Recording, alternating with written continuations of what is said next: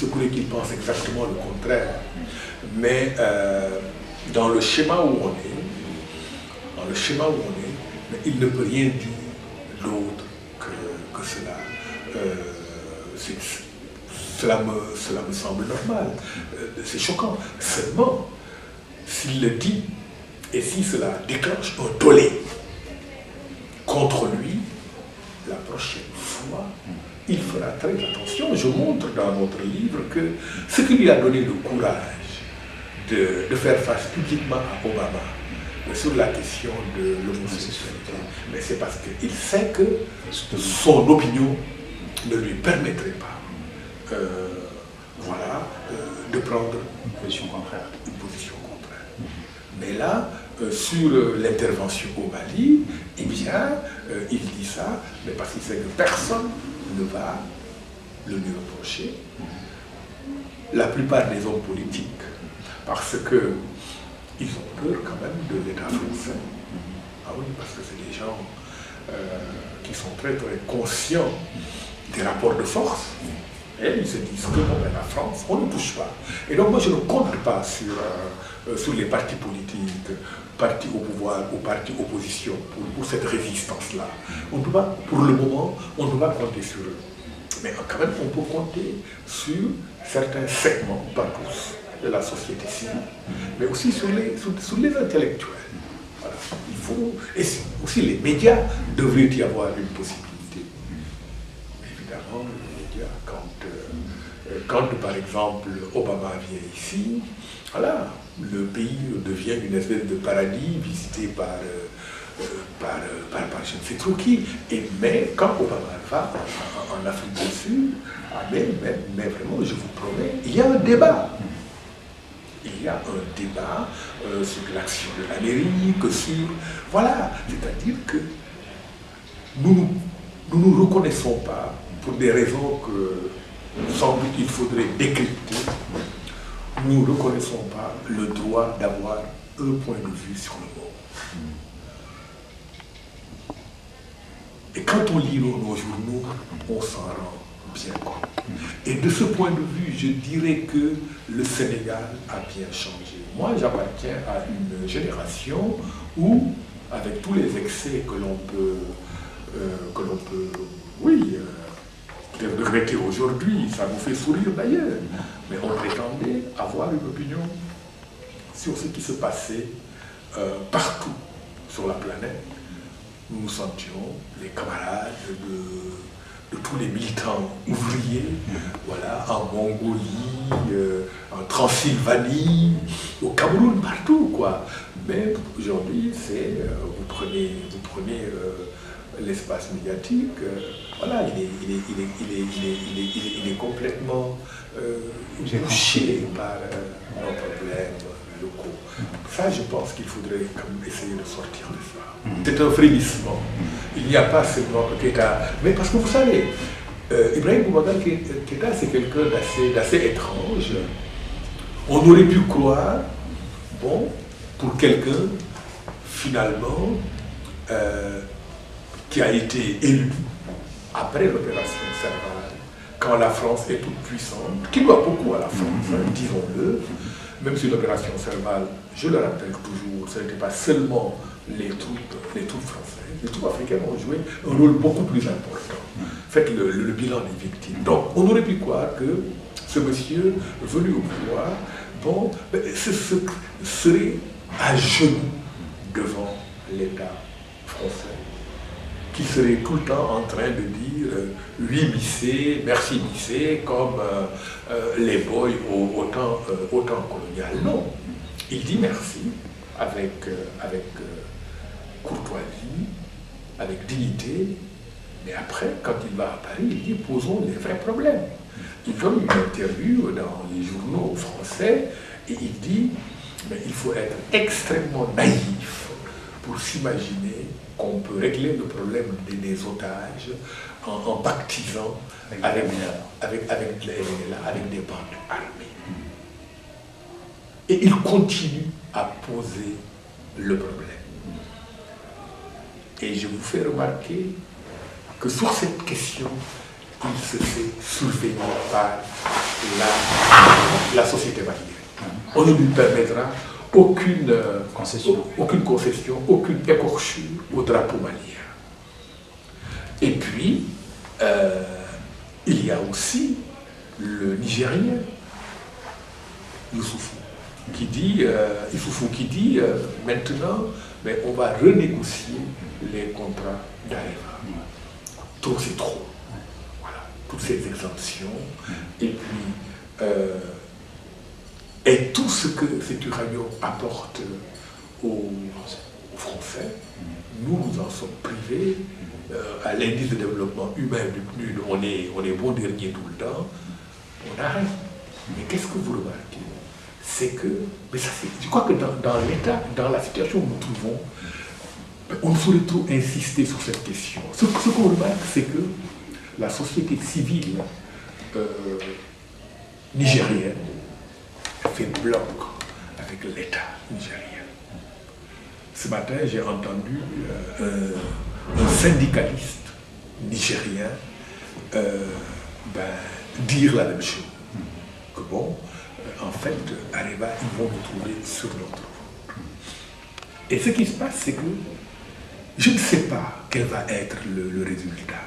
Il y a de très fortes chances que, c'était du 50-50, que Areva accepte vraiment d'entendre raison en se disant que la situation a changé. Comme il est possible que ça ne marche pas. Mais si on connaît bien l'histoire du Niger, ce dont on se rend compte, c'est que chaque fois qu'un chef d'État nigérien a soulevé la question de l'uranium, la Somalie, puis maintenant Areva, il a été liquidé. Ça a été le cas de Djori, ça a été le cas de Tanja. Bon, dans des configurations maintenant complètement différentes. Parce que Tanja, il faudrait plus que ça pour le réhabiliter. Mais quand même, il a essayé. Eh bien, et celui-ci, le sachant, il dit, mais il n'empêche, je vais le faire. Mais ça, c'est nouveau. Ça, c'est un signe des temps. Et je crois que ça va rendre les autres chefs d'État peut-être de plus en plus audacieux. Vous savez, je crois qu'on a beaucoup exagéré la menace djihadiste au Mali. C'est un point qui a retenu par la suite l'attention des historiens. Tout le monde a dit, ils sont à Kona, ils vont sur Bamako. J'ai même entendu quelqu'un dire, ah, peut-être qu'ils vont arriver à Dakar. Ce n'était pas vrai.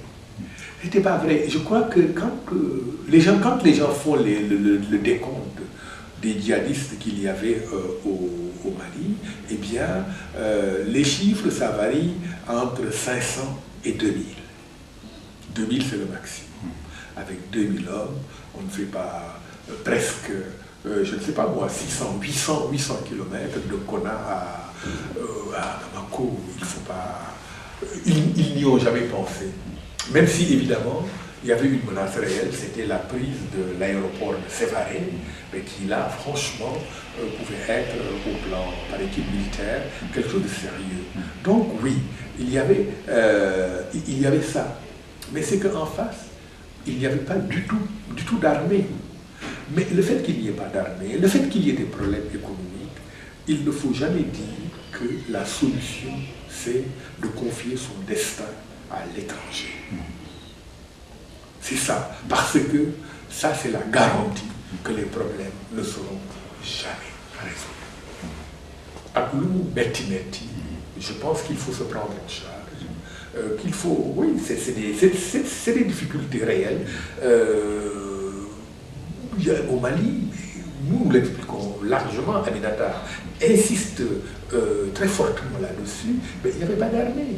Voilà, tout était négocié, quelqu'un combattait, puis il voulait la paix. L'armée malienne, qui s'est avérée si incompétente, est celle qui comptait le plus de généraux, et la plupart des officiers, ils étaient plutôt occupés à des trafics de tout, voilà, d'armes, d'informations, même de drogue pendant quelques années. Et donc, en réalité, c'est pas insurmontable. C'est-à-dire que le djihadisme aussi prospère sur les inégalités sociales, sur la misère, sur la mise en péril de l'identité nationale.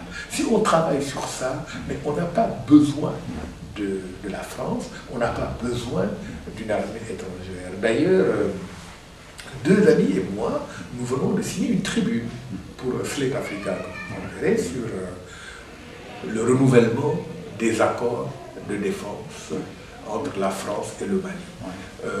Le président de Survie, un philosophe qui s'appelle Fabrice Darid, un philosophe malien, Issa Ndiaye, et moi-même, nous avons signé une tribune pour dire que nous sommes contre le gouvernement. Mais ici également, c'est un signe d'état.